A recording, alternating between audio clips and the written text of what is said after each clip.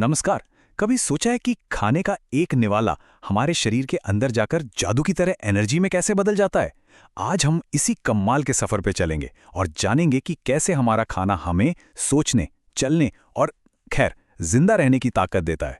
और ये सब होता है एक प्रक्रिया के जरिए जिसे श्वसन कहते हैं। तो चलिए इस राज से पर्दा उठाते हैं। तो सवाल यही है, आखिर ये होता कैसे है? कैसे एक साधारण सा खाना हमारे शरीर की करोड़ों अरबों कोशिकाओं के लिए एक पावरफुल फ्यूल बन जाता है? आज हम इसी पहेली के हर टुकड़े को एक एक करके जोड़ेंगे और पूरी तस्वीर को समझेंगे। तो देखिए, ये कहानी शुरू होती है हमारे खाने से। जैसे ही हम कुछ खाते हैं, हमारा शरीर उसे छोटे छोटे मॉलिक्यूल्स में तोड़ना शुरू कर देता है। और इन सब में जो असली हीरो है वो है ग्लूकोज। ये एक तरह की सिंपल शुगर है जो हमारी कोशिकाओं का मेन फ्यूल है।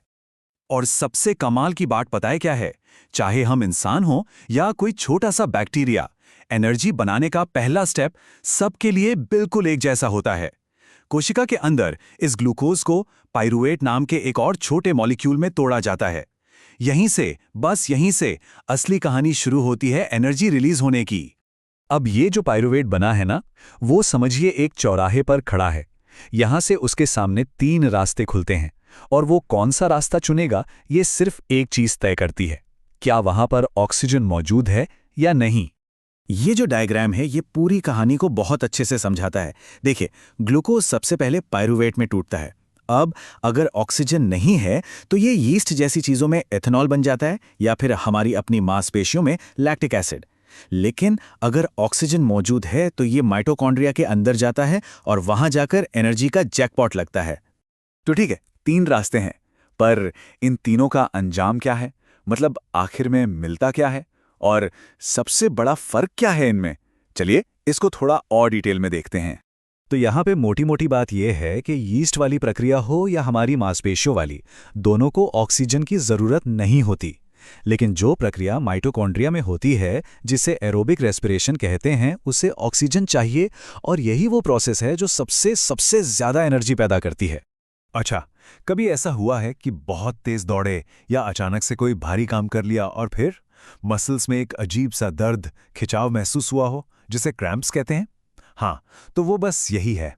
जब हमारी मसल्स को फटाफट एनर्जी चाहिए होती है और उतनी ऑक्सीजन मिल नहीं पाती, तो वो लैक्टिक एसिड बनाने लगती हैं। और यही एसिड जब जमा होता है तो वो दर्दनाक क्रैम्प्स देता है। ये साइंस का एक ऐसा एग्जाम्पल है जिसे हम सब ने कभी न कभी महसूस किया है। तो अब तक हमने जितनी भी प्रक्रियाओं की बात की, ग्लूकोज का टूटना, अलग अलग रास्ते चुनना, इन सब का मकसद क्या है? इन सब का बस एक ही मकसद है, एक बहुत ही खास मॉलिक्यूल बनाना। ये मॉलिक्यूल ही असली खजाना है, हमारी कोशिकाओं का एनर्जी सिक्का, एटीपी। तो ये एटीपी है क्या भला? आसान भाषा में कहें तो ये हमारे शरीर की एनर्जी करेंसी है। जैसे हमें कुछ खरीदने के लिए पैसे चाहिए, वैसे ही हमारी कोशिकाओं को कोई भी काम करने के लिए, चाहे दिल को धड़काना हो या दिमाग को चलाना हो, एटीपी चाहिए। और इसको समझने का सबसे बढ़िया तरीका है इसे एक रिचार्जेबल बैटरी की तरह सोचना। एटीपी मतलब एक फुल चार्ज बैटरी। जब भी सेल को कोई काम करना होता है, वो इस बैटरी को यूज करता है और फिर हमारा खाना यानी ग्लूकोज इस बैटरी को वापस चार्ज कर देता है। और ये साइकिल हमारे शरीर में हर पल लगातार चलता रहता है। जब एटीपी से एनर्जी निकलती है तो वो बन जाता है एडीपी, मतलब डिस्चार्ज बैटरी। फिर खाने से जो एनर्जी मिली वो इस डिस्चार्ज बैटरी को वापस चार्ज करके फिर से एटीपी बना देती है। और ये सिलसिला बस चलता ही रहता है। कमाल है ना? ठीक है, तो ये तो साफ हो गया कि सबसे ज्यादा एनर्जी के लिए ऑक्सीजन चाहिए ही चाहिए। पर सवाल ये है कि ये ऑक्सीजन शरीर की एक एक कोशिका तक पहुंचती कैसे है? इसके लिए हमारे पास एक जबरदस्त और बहुत ही कमाल का सिस्टम है। और ये है वो सिस्टम, हमारा रेस्पिरेटरी सिस्टम या श्वसन तंत्र। ये एक पूरा नेटवर्क है जिसे बाहर की हवा से ऑक्सीजन खींचकर शरीर के अंदरूनी हिस्सों तक पहुंचाने के लिए ही डिजाइन किया गया है। इसमें हमारी नाक, विंड पाइप और फेफड़े जैसे बड़े खिलाड़ी शामिल हैं। तो चलिए एक सांस के साथ साथ अंदर चलते हैं। हवा सबसे पहले नाक से अंदर जाती है। वहां वो फिल्टर होती है, थोड़ी गर्म और नम होती है। फिर वो विंड पाइप यानी श्वास नली से नीचे उतरती है। ये आगे जाकर 2 हिस्सों में बढ़ जाती है और फिर फेफड़ों के अंदर छोटी छोटी ब्रांचों में बढ़ते बढ़ते आखिर में पहुंचती है लाखों छोटे छोटे हवा के गुब्बारों तक, जिन्हें कहते हैं एल्वियोली। अब ये जो एल्वियोली है ना, यहीं पर असली खेल होता है।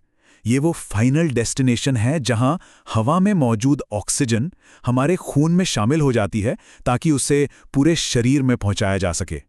ये अंगूर के गुच्छों की तरह दिखने वाले लाखों छोटे-छोटे एयरबैग्स बहुत ज़रूरी हैं। इनकी दीवारें इतनी ज़्यादा पतली होती हैं कि ऑक्सीजन आराम से इन्हें पार करके खून में चली जाती है, और खून में जो कार्बन डाइऑक्साइड जैसा वेस्ट प्रोडक्ट है वो बाहर हवा में आ जाता है, जिसे हम सांस छोड़ते वक्त बाहर निकाल देते हैं। और पता है, ये लाखों एल्वियोली मिलके कितना बड़ा एरिया बना देते हैं गैस एक्सचेंज के लिए? अंदाज़ा लगा सकते हैं? 80 वर्ग metre, 80 square metres. 80 square metre का मतलब लगभग एक टेनिस कोर्ट के बराबर। सोचिए जरा, हमारे फेफड़ों के अंदर गैस एक्सचेंज के लिए एक पूरा का पूरा टेनिस कोर्ट समाया हुआ है ना? प्रकृति की कमाल की इंजीनियरिंग। अच्छा, तो अब ऑक्सीजन खून में तो आ गई, पर अब आगे कैसे जाएगी? इसके लिए खून में एक स्पेशल टैक्सी सर्विस है जिसका नाम है हीमोग्लोबिन।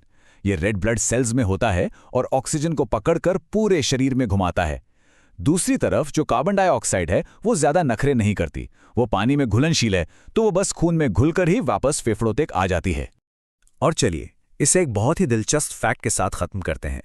अगर हमारे शरीर में ऑक्सीजन को पहुंचाने के लिए कोई खास सिस्टम ना होता और वो सिर्फ डिफ्यूजन यानी धीरे धीरे फैलकर जाती, तो जानते हैं उसे हमारे दिमाग से पैर के अंगूठे तक पहुंचने में कितना वक्त लगता?